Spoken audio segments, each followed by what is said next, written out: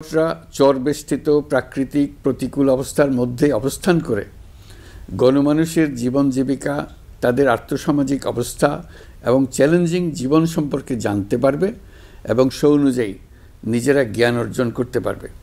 কমডেকাতে একটি বিশেষ এলাকার আর্থসামাজিক অবস্থার উন্নয়ন সাধনের জন্য বিভিন্ন কর্মসূচি বাস্তবায়ন করা হয়।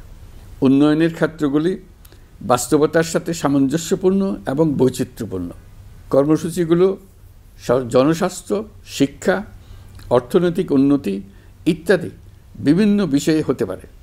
স্কাউটরা ক্যাম্প চলাকালীন সময়ে এলাকার লোকজনের স্বাস্থ্যসেবা দিতে পারে, পরিষ্কার পরিচ্ছন্নতা অভিযান চালাতে পারে, গবাদি পশু, হাঁস মুরগির চিকিৎসা দিতে পারে, শাকসবজি ফলমূলের বাগান করতে পারে, শৌচাগার তৈরি করে দিতে পারে বা এই ধরনের আরও অনেক কর্মসূচি গ্রহণ করতে পারে।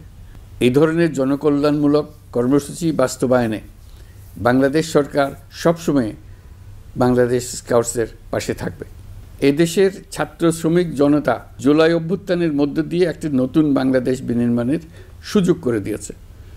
এখন ভবিষ্যৎ প্রজন্মের উপযোগী করে তুলতে হবে এই দেশকে।